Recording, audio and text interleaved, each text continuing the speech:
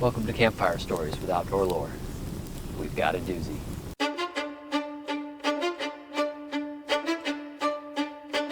This is Outdoor Lore. Come outside with us as Andrew, Luke, and our family and friends go outside and create memories, stories, and traditions that will be passed down for generations. Welcome to Outdoor Lore. Welcome to Outdoor Lore.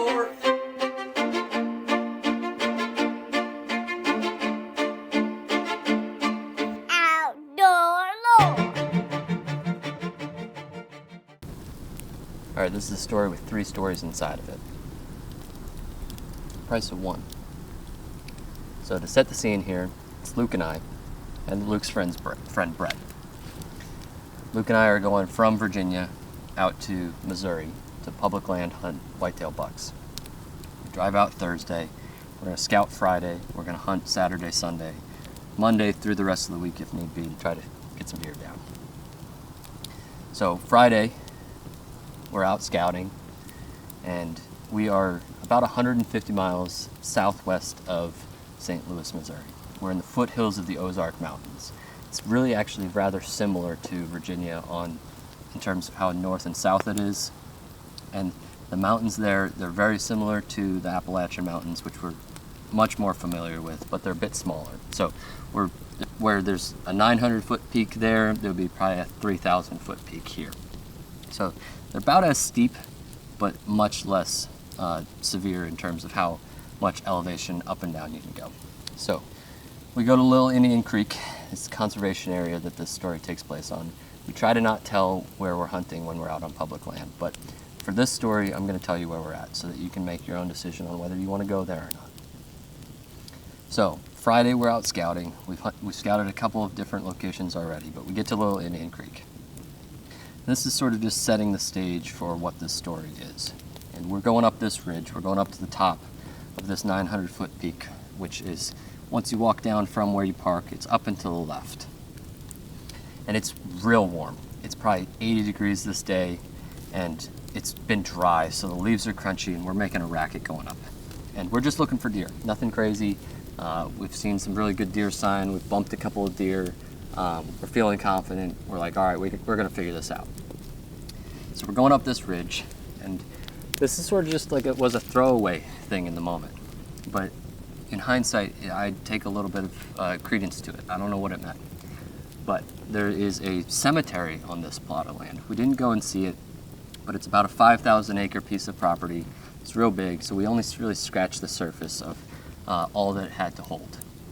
But as we're walking up this ridge, I look down, and again, we're just looking for deer signs. So I'm looking at the ground, I'm looking at the trees, I'm looking all over the place. And I see in the ground what looks like old, deserted, unmarked graves. I don't know if you've ever been in the woods and seen them, but they're pretty telltale sign is like they'll be perfectly parallel, 6 foot long, 2.5 foot wide dips in the ground where they've sunk in. They'll be about 2.5 feet apart. I even pointed them out to Luke. I'm like, are these graves? I don't know what these are.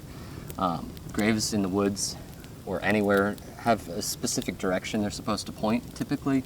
Historically, I didn't remember what it was. I'm like, they're either east-west or north-south. I can't remember. But graves face a certain direction. Never looked it up. I just kept on moving. I was like, what's that? That's weird. And we kept looking. Saw a bunch of deer sign. Thought this is a real good spot. We're going to definitely come in here. We're going to spend some time in here. We're going to see some deer. So Saturday rolls along. We end up hunting a different spot. I almost shoot one of the biggest deer I've ever seen in my life. You should go watch that video if you haven't. It's really, really cool interaction with the deer. I think I made the right choice, but I still kick myself over not getting it. So we hunt a different spot, don't get anything. We decide we're going to hunt that same spot again in the morning. Deer aren't moving, so we give up the ghost on that location, and we get in contact with each other. We meet back at the truck around noon, and we're like, all right, let's go to Little Indian Creek. We've got really good sign there. We're pretty optimistic about this spot. So we get there about noon, 1 o'clock-ish, probably about 1. So it's just going to be an afternoon hunt. Again, it's really warm out on this day too. So it's probably 75 degrees. There's probably 8 inches of leaves. So it's super crunchy. I'm going to go to the top of that ridge where we had gone up together. And he's going to sort of side hill that ridge and then go downhill a little bit. So I'm going about 1.5 miles in. He's going about a mile in. So we're going to go the same route, but then we're going to split after a mile. So we hike in, we go about a mile in, and he sort of peels off to the right and goes downhill. This smoke is absolutely smoking me, so I'm going to sit back in my chair. Hopefully you can still see me. So he peels off to the right. I go up to the left. And Luke is a very experienced hunter. I'm less of an experienced hunter, but I've spent a lot of time in the woods by myself. So not typically freaked out by anything. That has definitely changed. There are things in the woods that freak me out. So I go to the left, he goes to the right. I hunt that whole day. I see a coyote, I see a guy, just another hunter walking around in the woods. He was confused. That's a different story. Don't see anything. So if you've ever been in the woods, you know things change when it gets dark. So they sort of come alive. A lot more noises, a lot more things moving around. So it's just sort of a noisier place at night. It's much quieter in the day. So the birds quiet down, but then all the other critters come alive. So the owls wake up, the coyotes wake up, the bugs wake up, so it becomes much louder. As I'm sitting in the tree, sunset about 4:50, I hunt for another 30 minutes after that, because that's what you're allowed to do. Try not to catch on fire here. So by the time I get out of the stand, it's probably 6 o'clock. As I'm climbing down, out probably 300 yards in front of me, I hear coyotes absolutely going crazy, hooting and howling, barking their fool heads off, and dogs barking back at them. I'm like, okay, that's a lot of coyotes. I've seen coyotes in the woods. They're not really something I'm worried about. The owls are going crazy, and it's just loud again. And I'm like, all right, that's fine. I'm used to that. It's not a big deal. So I get down. It's probably 6 o'clock, and it's really dark. So it's still warm out, but it's really dark, and it's sort of like tonight, where there's a bit of a crescent moon, but not much light coming into the woods itself. So it's rather dark. So I got about a 1.5 mile hike back, and again, we are middle of nowhere. I think this conservation area is probably 125 miles away from St. Louis southwest. So there's no cell service. And on the way in, Luke and I had talked, we're like, we'll just meet back at the truck, don't worry about it. If we don't run into each other, all good, just meet at the truck. So that's the plan. I don't text him, he doesn't text me, it's all good. I start marching my way back out. I'm gonna take the exact same route out that I took in. So, because Luke peeled off to the right, I'm expecting maybe I'll run into him from my left. So I'm walking, I'm making a racket. I'm not being quiet at all. The leaves are really crunchy, making a whole bunch of noise. I get about a mile back towards the truck, so right roughly where Luke and I had separated. So because he had went right, now we're going the other direction. I'm expecting him from down the hill to the left of me, if I'm gonna run into him, which I think is unlikely. So I'm walking and I'm pushing through these thick cedar trees. I'm actually gonna shift a little bit because the smoke is killing me. So I'm pushing through these thick cedar trees. It's a really good bedding area, sort of closer to the base of this mountain, but I'm still side hilling, and it's really dense, and I can't see that far. I can probably see 50 yards in all directions. And it's dark, and it's tight, and I'm hot, and I'm tired. I've just hunted the whole day. And I'm looking for Luke at this point, because I think maybe I'll run into him. Then out of nowhere, like, a light comes on. It's a blue light. I'm thinking, okay, that's a headlamp.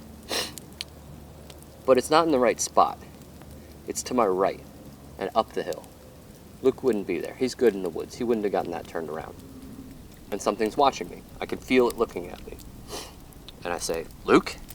Is that you? No answer. And I say, Luke? Is that you? No answer. I don't want to play games in the woods. Again, I'm not scared of the woods. I've spent a ton of time in the woods, but like, that's not a fun prank. Nobody likes that. Second time I addressed it, the light goes out, fully disappears. And then, as soon as it goes out, I hear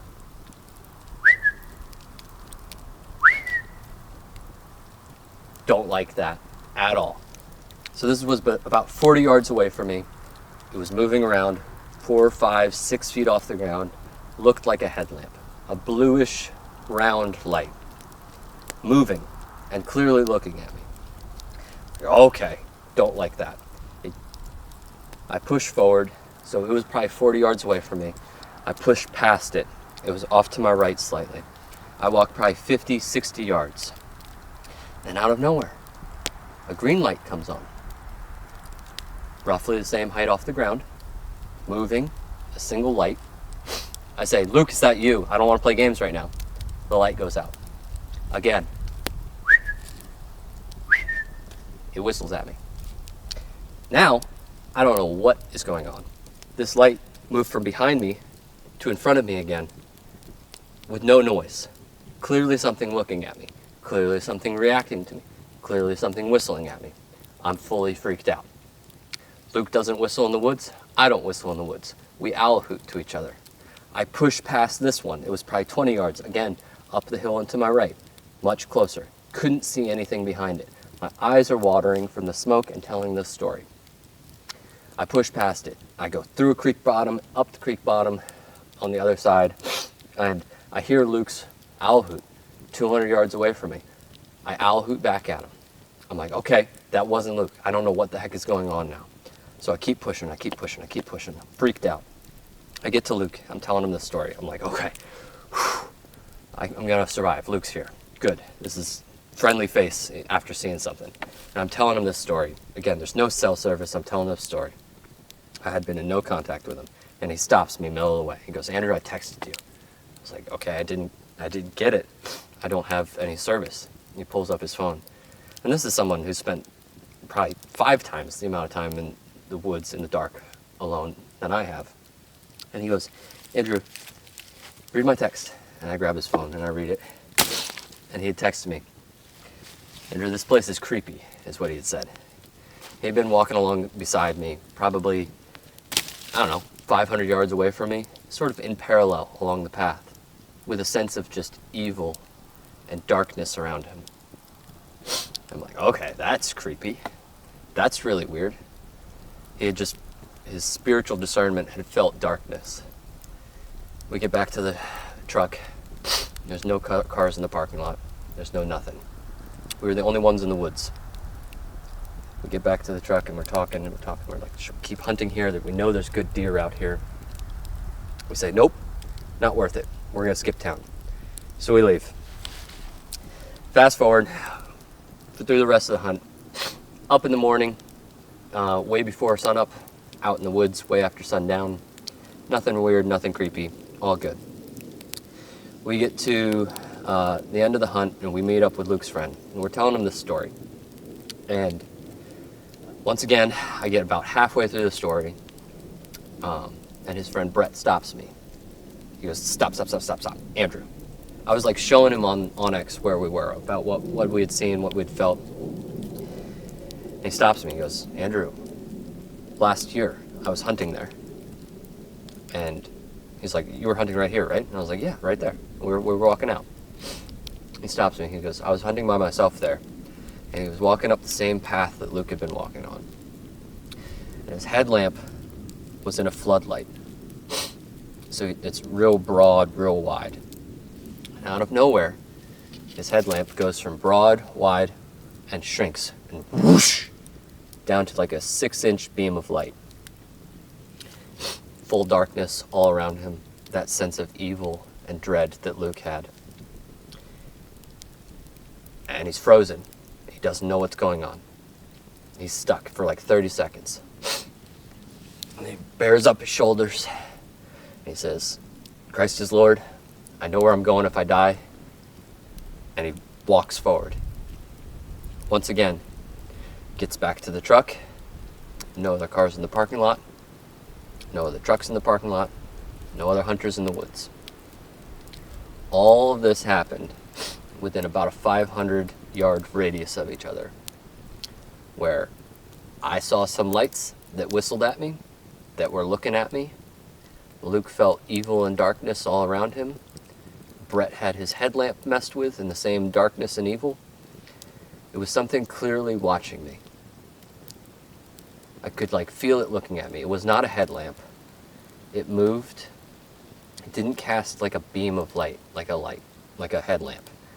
It was not casting out, but it was blue. Think like a bluish LED and then a greenish LED. And I even made sure on the second one where I turned my headlamp off to see if it was a reflection before I addressed it. And it was still there. And I like moved around trees and I could still see it, and there wasn't two eyes and there was no crunching of leaves, but it was watching me. And each time I addressed it, it disappeared and then whistled at me. And it wasn't a cat call. I don't know what it was, but Christ is Lord. The spiritual world is real. Thanks for watching.